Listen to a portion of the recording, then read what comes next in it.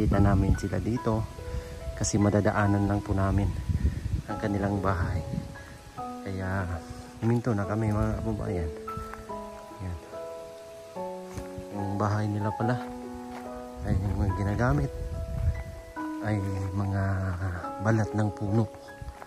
Ayan o, balat ng puno yung ginagamit mga kababayan. At yung bubong naman ay sinipak-sipak na puno or yung puno mismo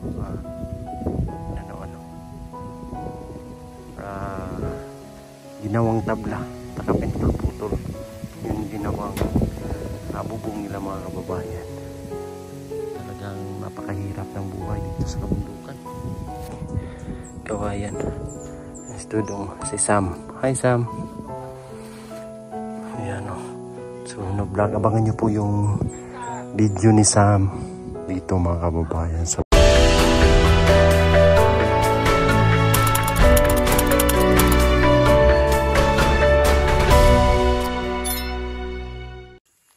yun nga mga kababayan, magandang araw ulit po sa inyong lahat.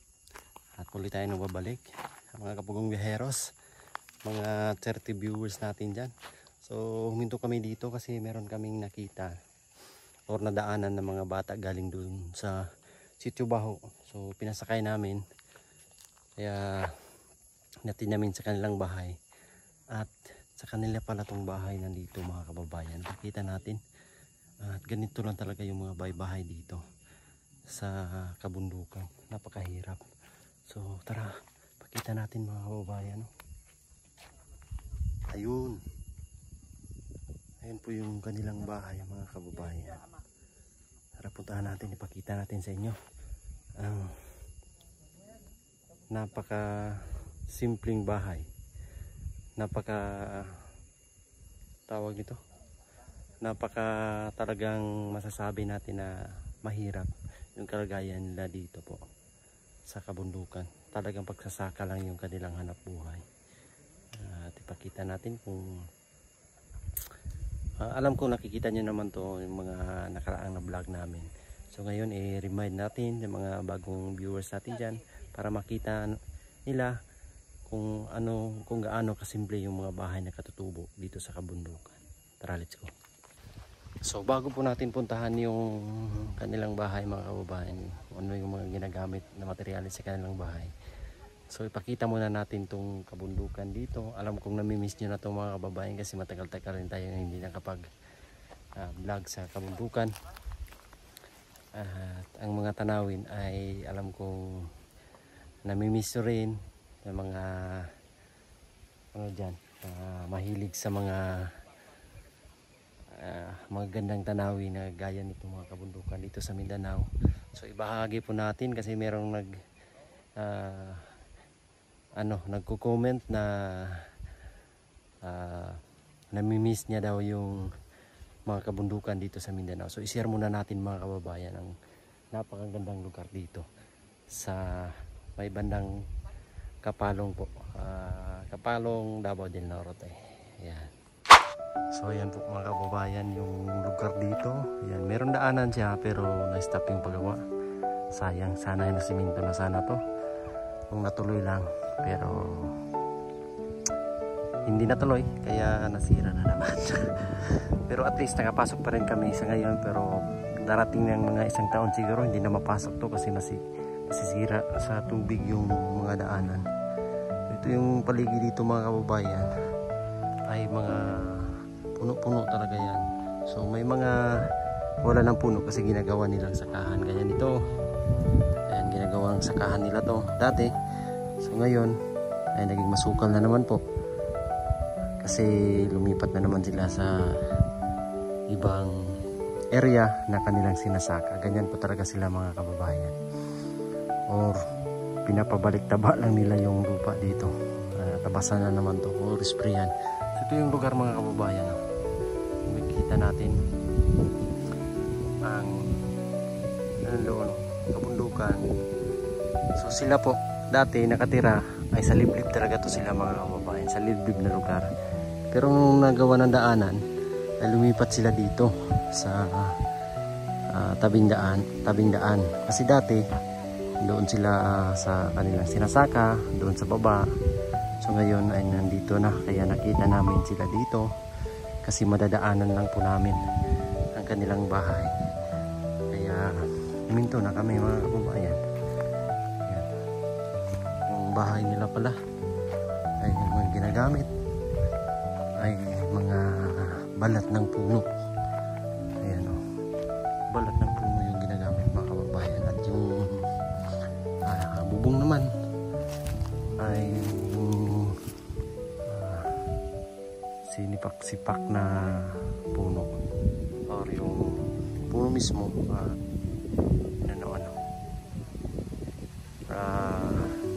ginawang tabla, takapintol-putol yung ginawang bubong nila mga kababayan. Talagang napakahirap ng buhay dito sa kabundukan. Yan o, may malaking mga puno pa dito. Napakalayo na nito mga kababayan. Ito yung mga ginagawang dingding nila.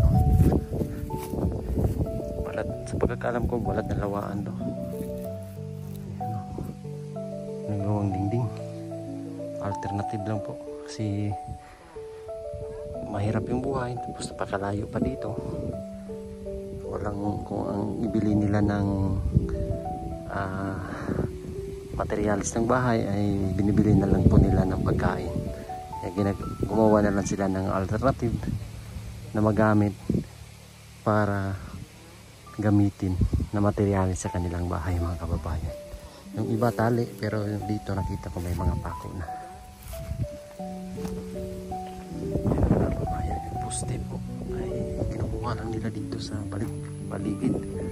Yan yung bubong nila. So mano-mano po yung paggawa nito. Mano-mano po yung pagtitipak tawag sa Bisaya. Yeah, may tao sa loob. Uy, si ano man yan, Oscar. Yan o, walang laman yung kaldero niya.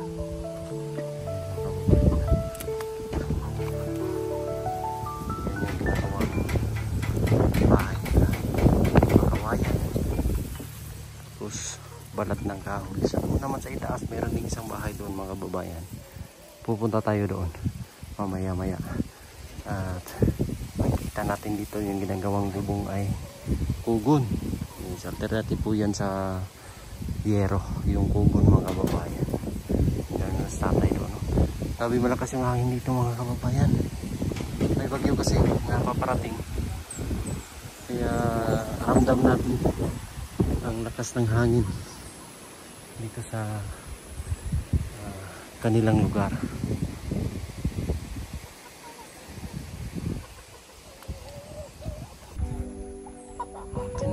Dito sila nagluluto. Ayan o. Tingnan natin. Walang laman. Napakasimple ng bahay nila mga kababayan at pamumuhay dito.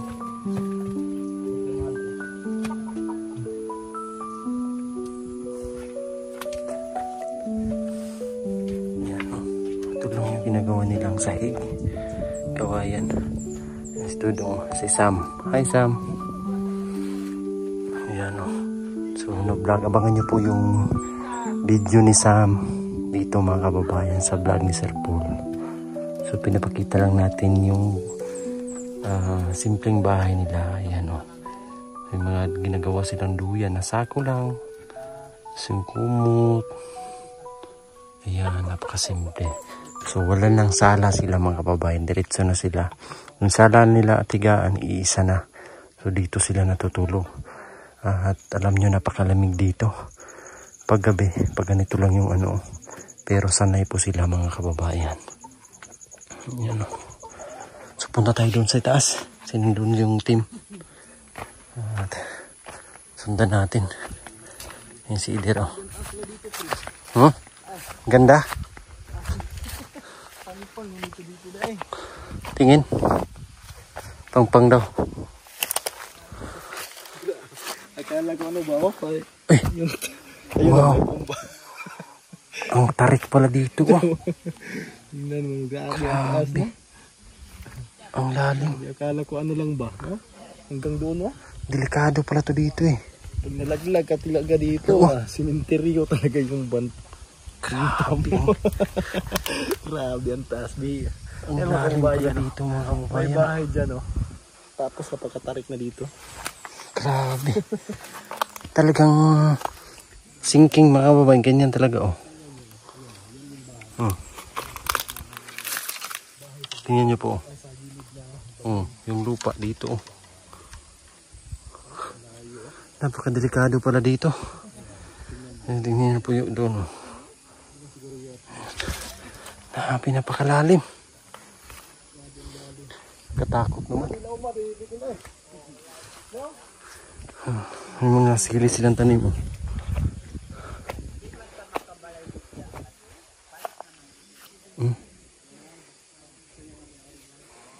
Daming bungang sili.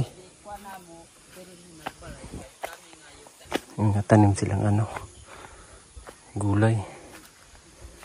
Yan, sitaw, papaya.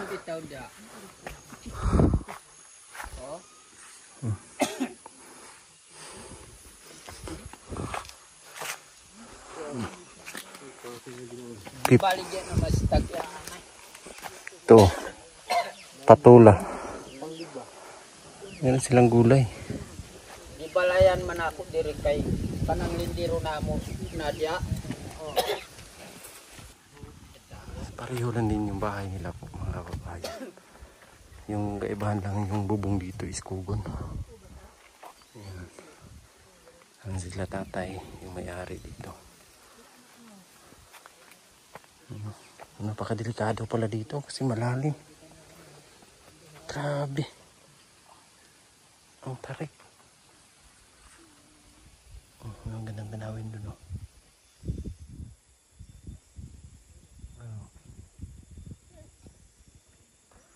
So doon na side mga kababayan is part ng laak yun doon. So dito naman is agusan.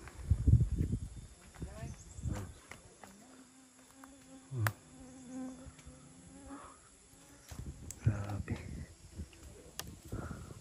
Nakatakot dito, delikado pala itong ano nila.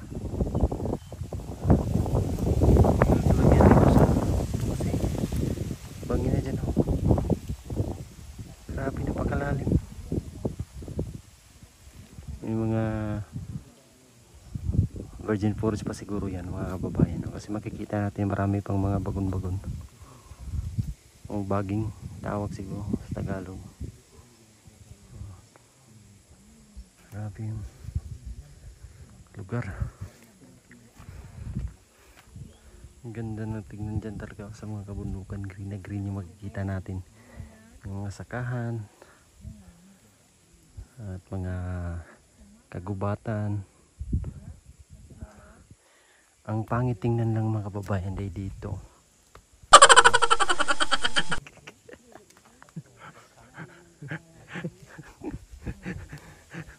Ito lang yung pinaka-bakod nila, oh. Bakod. Grabe, pag sa personal mga kababayan, kung nandito kayo sa personal, talagang malulula kayo sa lalim. Grabe ang taas dito at talagang ano siya tawag nun, tarik na tarik. Bangin na bangin. Kung Bisaya pa sa amin, pangpang, napaka-pangpang niya ko. Siguro kung wala itong mga kahoy na ito, Pag mahulog ka dyan, simenteryo yung bagsak mo. kita kayo ni San Pedro. Grabe, ang lalim talaga ba? Grabe mo. Ayun, oh. Yung kulay puti. Malaki yun. Grabe. Katakot na dito eh. Napakatarik.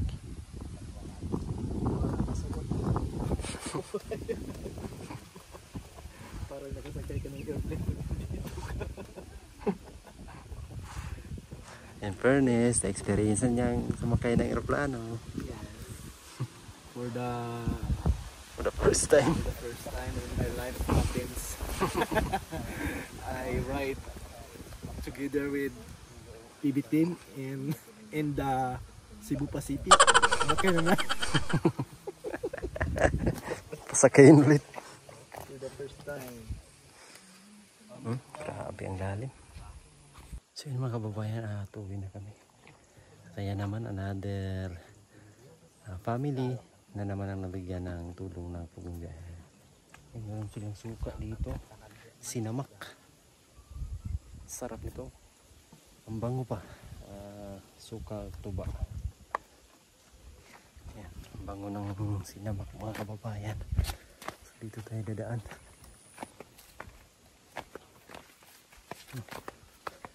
Napakasimple po ng buhay at pamumuhay nila dito. Tahimik. At malayo sa kabihas lang dito mga kababayan. Napakalayo nito. Pero pag galing ano ka naman, Kapalong, inis mga 2 oras yung biyahe mo. Pero pag Davao, 4 to 5 hours po talaga yan mga kababayan. Papunta rito sa kanilang lugar. Ito po ay nandito sa part ng Barangay Gumitan or Gupitan. Barangay Gupitan. Ayan, part ng Barangay Gupitan. Dito sa may bandang Kapalong mga kababayan.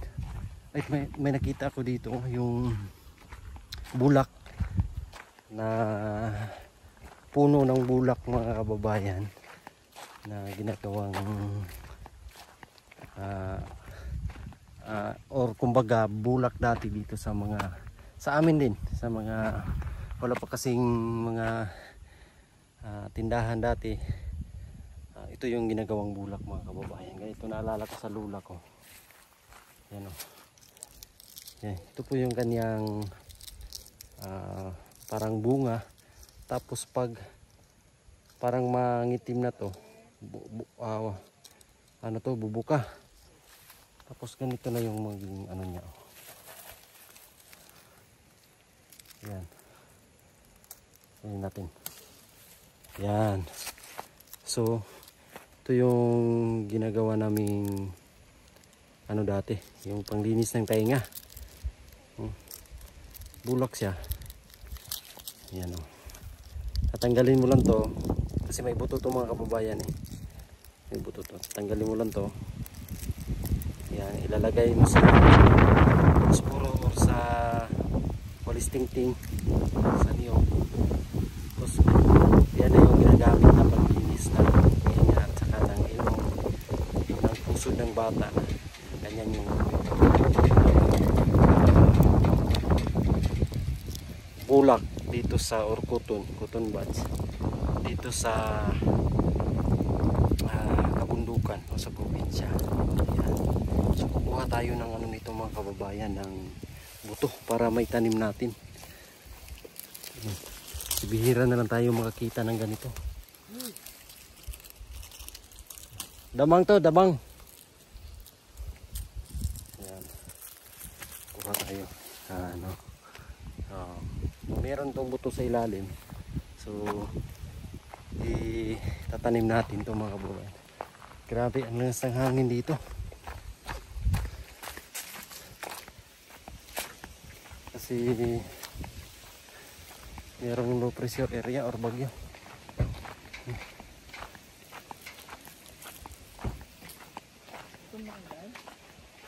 Lagay natin dito sa likod. Leo, kilala mo to, Day? Bulak. Bulak sa ano. Ayan, lagay natin dito. So yan po mga kababayan, at uwi na po kami, or kung may madaanan pa kami na sa madaanan kami pauwi. So kailangan tulong ay bigyan ng pumibahero. Ayan, maraming salamat po sa inyong lahat. God bless. We love you all. Bye bye.